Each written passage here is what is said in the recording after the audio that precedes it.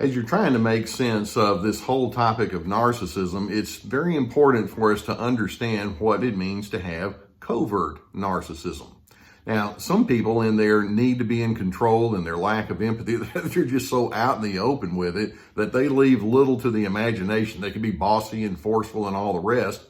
Other times, though, people aren't going to be quite that vulnerable in the way that they present themselves, and so they go more in the covert direction. By the way, sometimes people ask the question, can a person be both overtly narcissistic and covertly narcissistic? And the answer is, oh yeah. Just like somebody can sometimes be overtly angry and then they suppress their anger, we can have all sorts of inclinations with respect to this.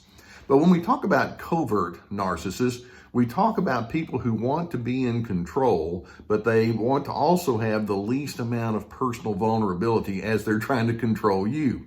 And so they can dress up themselves and the way that they engage with you in such a way that might imply that they're really nice and decent and all, but the deeper you look into it, it's like, something's wrong is going on here, and you realize they're constantly angling for the superior position.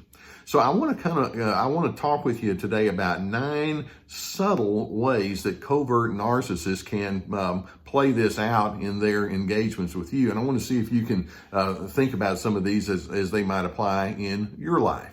Now, the first thing I'm going to mention is covert narcissists can sometimes be inclined towards humble bragging. Now, narcissists want to feel special, right? They want to let it be known, well, I'm pretty unique and I'm above everybody else. But the covert narcissist isn't going to be quite that blatant. So as an example, let's suppose you give that person a phone call and then they answer and you say, hey, did I catch you at a good time? And then they might say something like, yeah, later on today, I'm going to be talking to this person about this really huge project I'm working on, and they needed me to come in and kind of give my expertise, and I'm going to go ahead and give them some advice. This is a big deal. So, but right now I do have some time. And so it's without even you asking, it's like, well, let me tell you something really extra special about me. Or it may be that they'll say something like, well, I just got off the phone with Junior's teacher, and Junior is just so ahead of all the other kids in his age range. And so they're trying to come up with some things that are going to keep him stimulated. I think we're going to do A, B, and C with him. So, but yeah, I've got some time to talk with you. And so they throw out this kind of bragging in sort of a conversational kind of way. But in doing so, it's like, just keep in mind, you're talking with somebody who's really important. Okay? Now, a second way that coverts might show themselves to have that narcissism is through what we would call being overly virtuous. Now, in this case, you may have somebody that seems to pride themselves on giving very helpful, often morally based platitudes toward you that you didn't really ask for. Let's suppose that you're talking about a strain inside your extended family. And so this overly virtuous kind of person says, well, when you nurture and admonish one another with love and kindness, good things are going to happen. So I hope that that's going to be something that you'll remember. And these are also the kind of people that like to load up their social media with all of these, this is the way to do life wonderful. And they tend to have these really shallow bullet point kind of things. And, sometimes it's not terrible stuff that they say.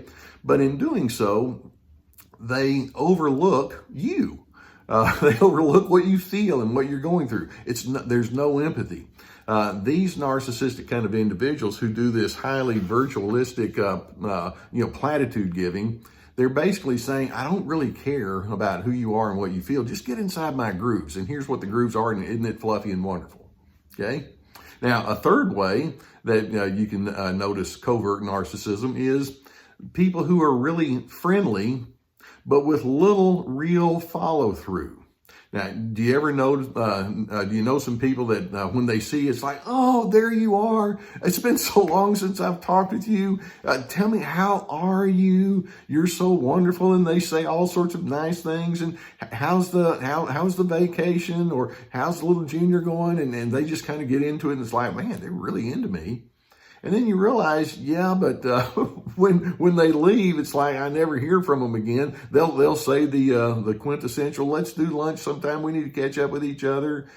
And then they don't. And they go into the ghosting mode. And then you realize all of this friendliness And gregariousness is about themselves. It's like, I want you to walk away thinking, wow, what a neat, wonderful person, when in fact, it's all superficial. And frankly, there's a manipulative element there. They want everybody to walk away thinking, look how terrific and better than this person actually is.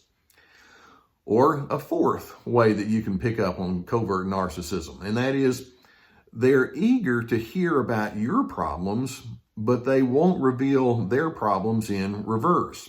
See, let's keep in mind in healthy relationships, there's this, back and forth one another kind of a mentality that we can get into. I'll share with you who I am and you share with me who you are.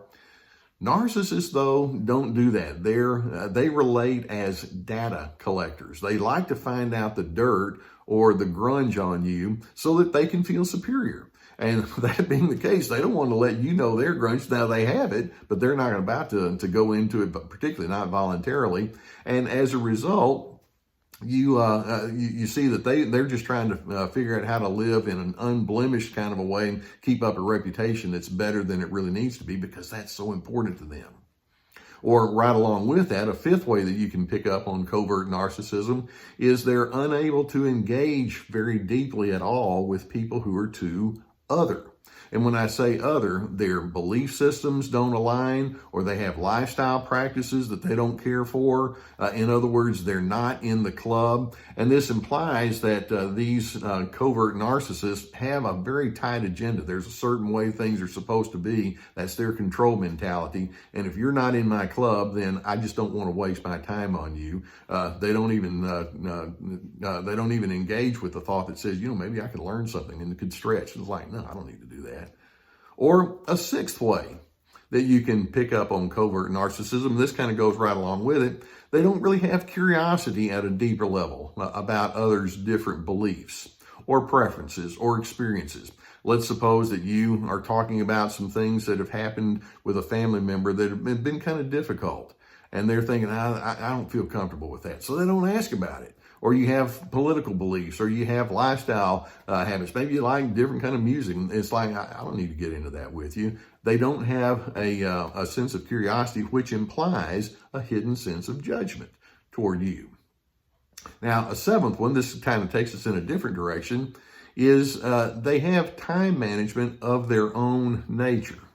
Now, some of these covert narcissists are real erratic, and they say they're going to do something, and then they don't. They procrastinate, or they're always the same amount of late everywhere they go. Other times they're so rigid with respect to their time management that it's like, no, it has to be exactly a certain kind of way. But either way, it implies there's a lack of coordination, rather than thinking, well, I have my time and the requirements that go into that in terms of taking care of life, but I know you have yours too. Let's talk about how we can blend that. There is no blending. It's all about me. Okay. Now, an eighth way that you can pick up on covert narcissism, and that is they're constantly wondering how they come across to other individuals. And you may kind of get the sense that they're thinking, hey, did people seem to like that? Or did I do okay? Or do people feel, fill in the blank about me, that I'm smart, or that I'm appealing, or that I'm popular, or that I'm unique? And they just kind of have to have that extra amount of pats on the back. And again, this implies that they want to be in the entitled, favored position. They're just not saying it quite as blatantly as the overt narcissist would. And then a ninth way that you can pick up on covert narcissism, and that is they don't want to receive feedback from you. No matter how diplomatically you may give it, they just don't want to know if you are not just upset, but if you just think differently. It's like, no, I don't need to do that. And in fact, if you try to talk with them about how, well, we were approaching it this way, but I noticed that you had these thoughts that were differently, could we try to blend? Their attitude is almost like, how dare you? I mean, you got your facts wrong, and you can't talk to me that way. And so they don't really want to receive any kind of input, whereas the healthy person says, sure, if you see things differently from me, then we need to coordinate. And besides, I like learning and stretching anyway. Let's go there. So let's acknowledge that there are different ways that people can try to be in control. And it doesn't always come across in that forceful, overwhelming kind of way. Sometimes they have these passive, stubborn kinds of ways of doing things that can be dressed up to look much more pretty than it actually is. And by the way, some of you may be thinking, hey, Carter, this sounds a whole lot like gaslighting too. And by all means, people who are in this covert narcissism pattern tend to have a lot of gaslighting tendencies. We've talked about that in other videos as well. So let's conclude with this. Just keep in mind that when you're dealing with someone who has these covert narcissistic patterns, you're dealing with someone who only wants to stay in the shallow end of the pool. They don't want to know you at a very deep level. So if you're going to have any kind of satisfaction in life, you're going to need to understand them for what they are, recognize that they're extremely limited in what they can bring to the equation, and then I'm hoping that you'll become motivated to find other individuals that you can invest in who really know how to do relationships in a meaningful way. These folks, it's not going to happen. Now, I do hope that information such as this gives you good insight and awareness as to what you're dealing with. If you've not already done so, I would encourage you to hit that subscribe button, and we'll keep more videos coming your way. Sometimes when you have videos like this, it dredges up some sort of thoughts and feelings that you might want to talk out with a licensed professional counselor. All my career, I've had people that I have been able to refer to, and right now online counseling is very popular, and so we have vetted a trusted sponsor, and we have a link below. If you need some online counseling, I would encourage you. It's very popular right now, but I would encourage you to go ahead and get the help that you need and deserve, and I'm hoping that would be something that could help you move forward in these efforts. In addition, we have my online video workshops. We have our website, survivingnarcissism.tv, and we got a lot of stuff going on that website, and also my Dr. Les Carter. And then we also have links to the library that has our books and even coffee mugs.